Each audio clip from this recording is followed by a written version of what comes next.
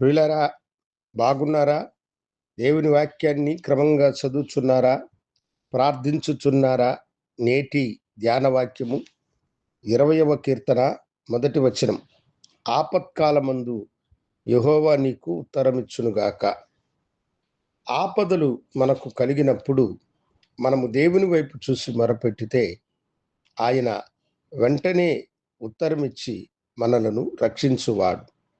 దానినే భక్తుడిక్కడ తెలియచేస్తూ ఉన్నాడు.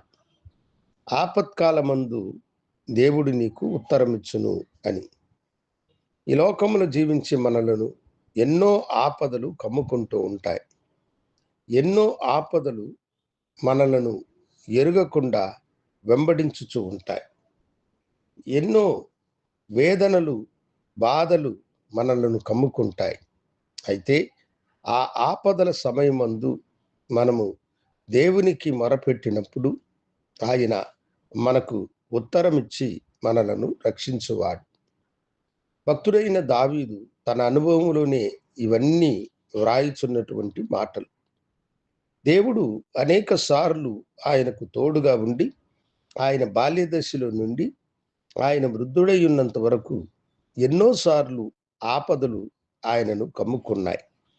చిరుప్రాయములో గొలియాతుతో యుద్ధము చేసినప్పుడు దేవుని హస్తము ఆయనకు తోడుగా ఉండి కాపాడినది.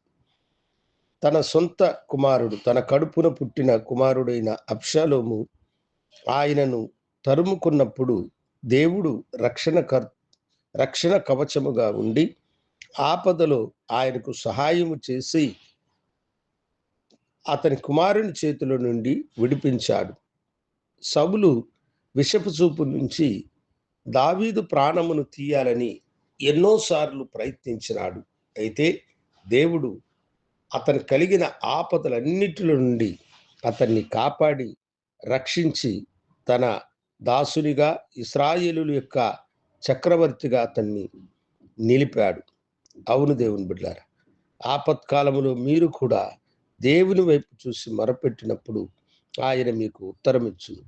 ఏ బాధ, ఏ శ్రమ మీకు కలిగినా, శత్రువు మిమ్మలను తరుముకుంటున్నా, మీ కుటుంబస్తులే, మీతో నివసించువారే మీ మీద విషపు చూపు నుంచి మీకు కీడు చేయాలని తలంచిన దేవుడు మీకు సహాయము చేసి ఆపదలో నుండి మిమ్మలను కాపాడి ఆపదలో మీరు పడకుండా ఆయన సురక్షితముగా మిమ్మలను ఒడ్డున చేర్చి ఆశీర్వదించువాడు.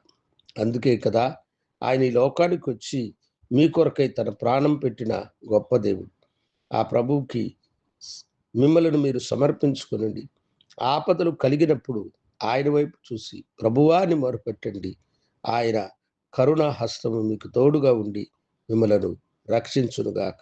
గనుడా, పరిశుద్ధుడా, ఆపదలో నీ బిడ్డలు నీ వైపు చూసి మొరపెట్టినప్పుడు వారికి విడుదలనిచ్చి దీవించమని యేసు నామమున అడిగి వేడుకొనుచున్నాను తండ్రి. ఆమేన్. శుభోదయం. ప్రభు మిమ్మల్ని దీవించునుగాక. ఆమేన్.